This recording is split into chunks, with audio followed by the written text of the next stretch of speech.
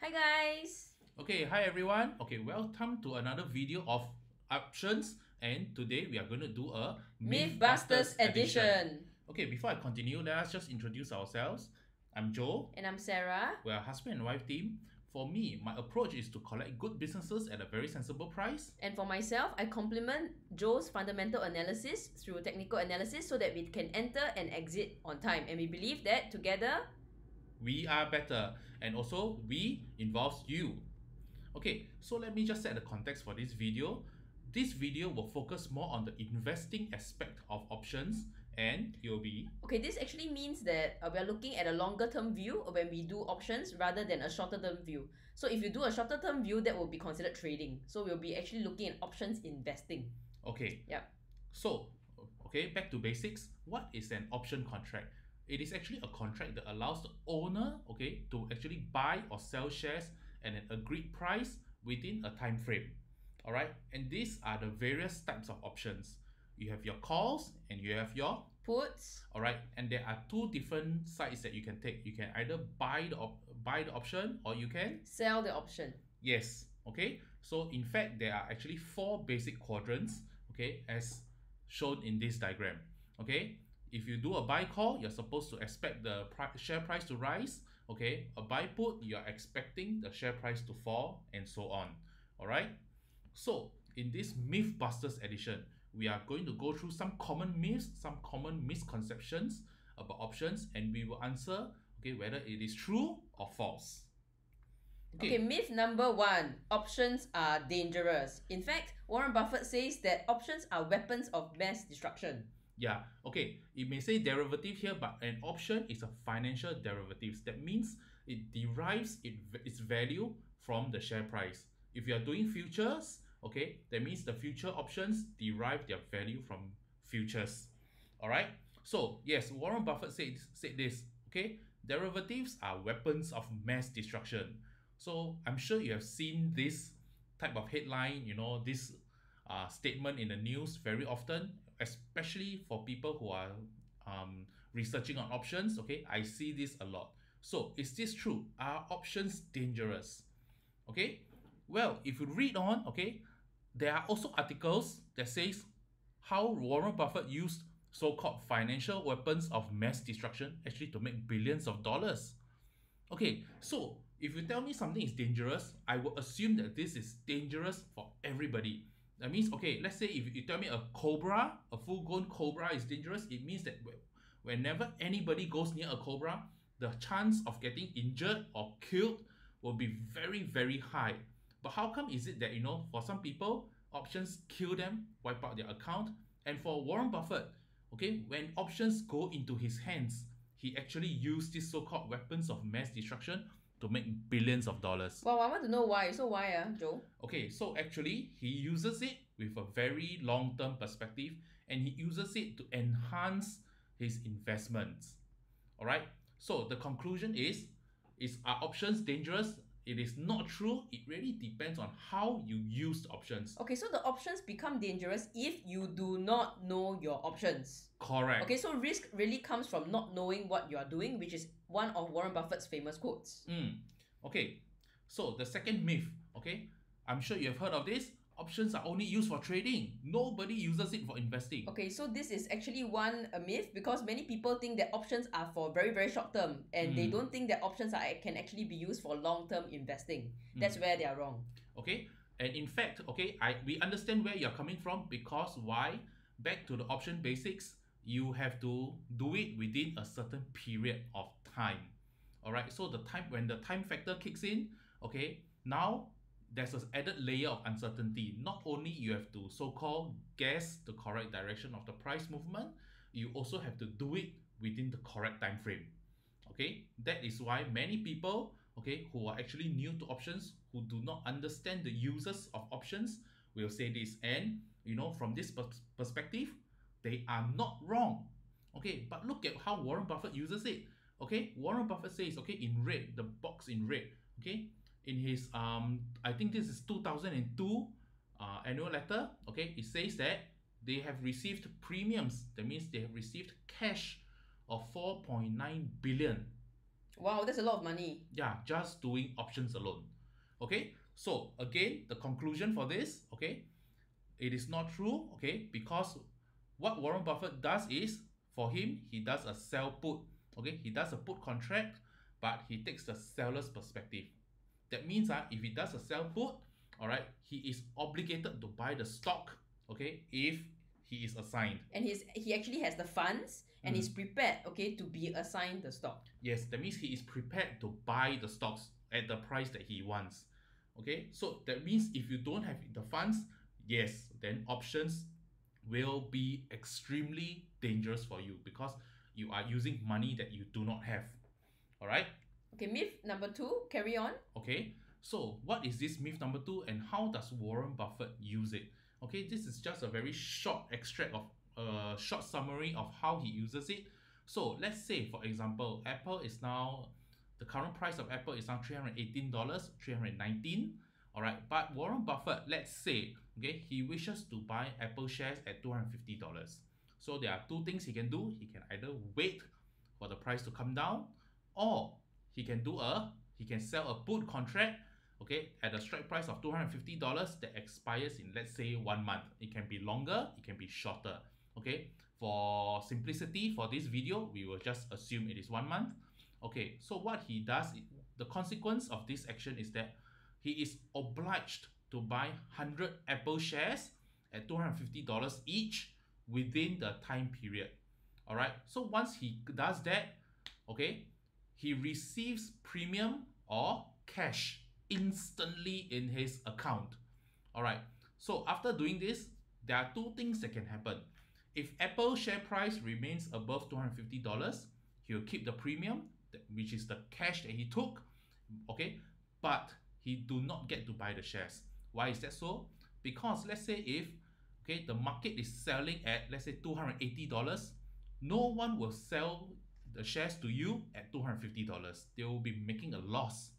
All right, so scenario number 1, if the share price remains above $250, Warren Buffett will get to keep the premium, but he does not get to buy the shares. All right, scenario number 2, okay, if Apple's share price goes below $250 within that month, okay, what happens? Warren Buffett will get to keep his premium, and he will get to buy the 100 shares of Apple at $250 each. Wow, so it sounds like both the scenarios actually Warren Buffett stands to benefit. Yes, because why? He already wants to buy Apple at $250 already. Okay, so it seems like over here, right, the homework that really needs to be done is the target price or the entry price. Correct. So there are two pieces of homework that needs to be done. You need to be certain that Apple is a good company. Okay, you don't want the company to fall after you got the shares. Okay, and number 2, you need to do valuation. You need to make sure that $250 is a good price for you to pay. It's a sensible price. So therefore, options must be based on fundamental analysis and technical analysis. Yes, sorry for leaving you out. Okay, so remember, fundamental analysis, my approach is to get good businesses at sensible price.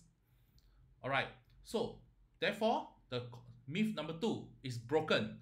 Not true. Again, it depends on how options are being used. Okay, so right, if options are used, right, purely without any kind of fundamental analysis, okay, background or technical analysis background, then I would say that, you know, it's really trading. You are really speculating, right? Yes. But if your options actually has a strong basis in fundamental analysis, like what Warren Buffett did, okay, then it is actually for investing, and that would actually earn you more profitable returns. And in fact, the most dangerous part is that people do sell puts, especially they are only after the premium. Yeah. Okay. Okay, myth number 3. Buy calls. Okay, now we are talking about buy calls already. Buy calls are profitable as long as the share price is above my strike price. Okay, yes, this is myth number 3. Okay, what is a buy call? A buy call is actually when you do a buy call, you buy the right, okay, you buy the contract, which gives you the right to buy the stock at the particular price you want. Okay, in order to have this special right, this special privilege, you need to pay a cash amount of cash upfront, which is called the premium. Okay, this is a screen grab from one of our accounts. Okay, you will see that this is S&P 500. At the time of this screen grab, S&P 500 is trading at, okay, a sum of $295.44 at the top, okay, in the red bracket. My expiry date is 21st of January 2022. So that's quite a long way to go, almost 2 years.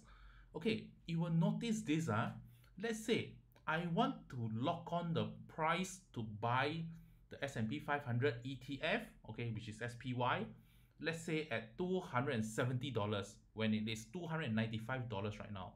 Okay, I repeat again, I want to have the right to buy SPY at $270.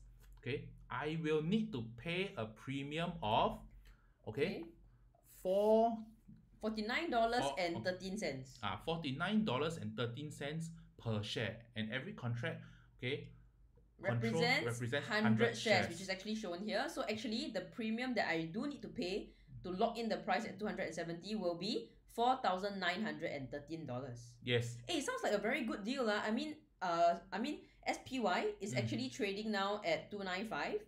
But I get to lock in the price at $270. So confirm win already lah, since now the share price is above 270 what. Okay, but do note, okay, as you go down, as you want to lock in your price at lock in a cheaper price. Let's say now if I want to lock in $205. Okay, so that's going even further up. Okay. Can you see for the same time frame, I have to pay $9,954. Oh, okay. Okay, so do remember that when you do a buy call, okay, the premium to pay actually increases as you lock on at a cheaper price. Yeah. And how is this premium set? Okay, how is this premium determined? All right, it is based on the current share price. What this means to say is that at the current share price of $295, you will need to pay $4,913 to lock on to buy SPY at $217. Okay, and you will need to pay $9,900, almost $10,000 to lock in the price of $205 per share. Okay, so actually all these is already taken into account in the premium, right? Correct. Okay, so it doesn't mean that, okay, as long as the share price is above your strike price, you will make money. Okay, for those who are totally new to options, let me explain very quickly how does your buy call make money. So if you lock in the price at $270, let's say, all right, okay, and SPY goes up to maybe to $330 or $350, okay, within these 2 years. So what happens is you paid $4,900 to buy the contract. Okay, yeah. If the share price goes up, your premium, your contract value will actually appreciate. Okay, because now you have a bigger advantage. Okay, you can still continue to buy SPY at $270 even when the price is $330, $350, even $400, $500. Okay, so maybe we can take a look at this one so that we can actually see this in context lah. Okay. So over here, okay, we actually have a contract here which we are analyzing, right, using the risk graph. Okay, so this is based on the current price of SPY, which is 295, right? Correct. Based on the previous share price. Okay, so we are actually, okay, so let me just exit here so we can see properly. Okay, so the strike price is actually 230. Yes, that means I want to lock on to be able to buy SPY at $230 within 2 years. Okay, but however, what is happening is that we actually bought it when the share price was $295. Yes, so I have to pay a premium of $7,831. Yes. Yep. Okay, to lock on this price. Yeah. So what happens is you can see 2 lines over here. Okay, the purple line over here, this one, okay, will be the share price. Okay, sorry, it will be my profit and loss graph. Okay, at the time when I bought the contract. Okay, so that is 25th of May, which is the time where you entered this position. Correct. Okay. And you can see the break even, okay, over here, when it's 0.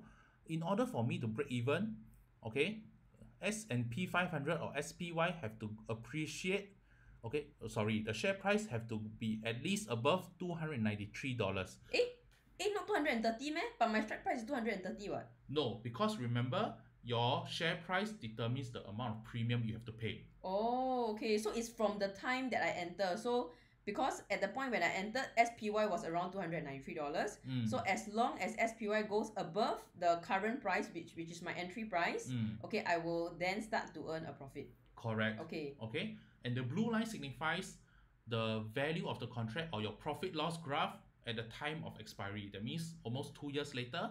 Okay, which is 21st January 2022. Okay, that means if you decide to sell away your contract, okay, on the very last day of the effective date, S&P 500 will have to stay above $305 for you to be profitable. Wow, that's quite a big difference between $293 and $305. Yes, because why? The value of the contract actually reduces as time goes on. Oh, okay, so actually I should try to close this as early as possible lah. Yes, okay, because due to time decay. I see, okay.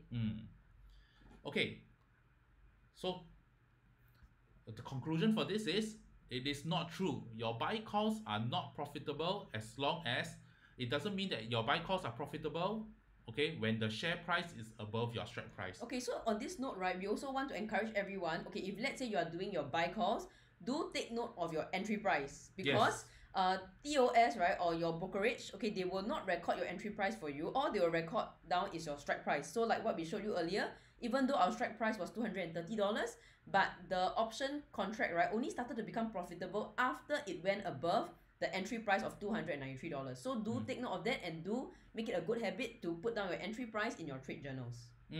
Okay. The last one we are going to go through here. Okay, myth number 4.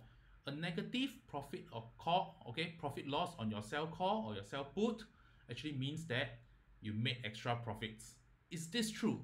Okay, just look at the picture on the on the left. Okay, this shows a sell put that is experiencing a profit. Oh yes, I can see there's $137.50. Okay, some people have come to ask us, okay, does it mean that, on top of because remember, when you do a sell call or a sell put, you receive premium like what Warren Buffett did.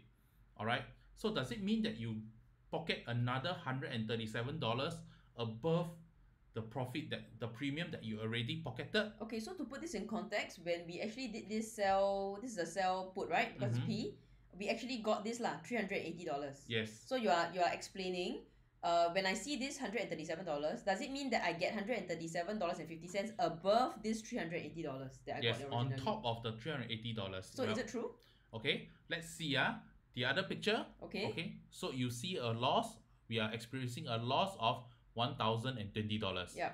Okay, what does it mean? Does it mean that you really lose $1,020? Let's see.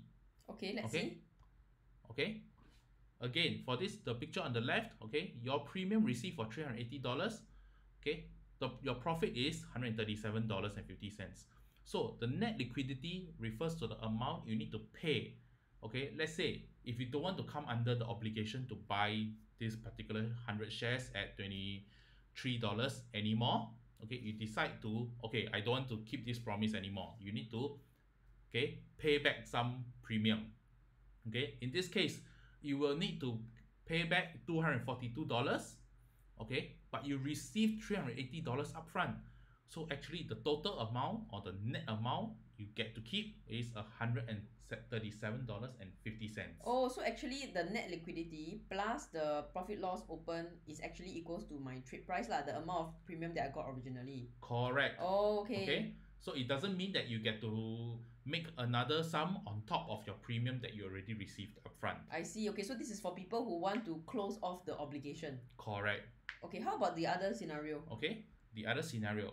Okay, what about the scenario that you are experiencing a loss? Okay, look at this. Trade price $680, okay, or $680. Okay, that means the premium that I received upfront, okay, when I first started this contract, was $680. Now the profit loss is already, okay, I'm in a loss of $1,020. Oh, that's actually more than the premium that I got initially. Yes, definitely. Okay, so look at the net liquidity. If I have to break this promise, I need to pay back $1,700 on top. Okay, so that means on top of the $680 that I received, I need to fork out another $1,020.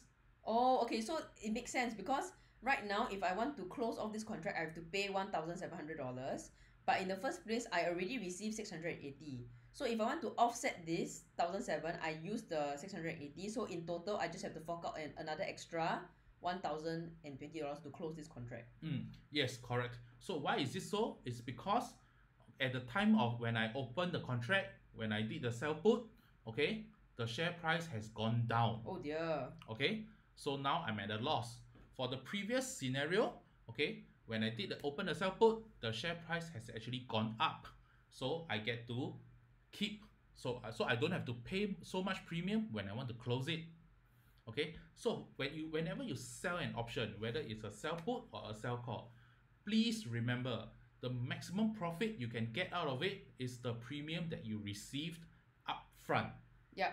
Okay, so this is very important.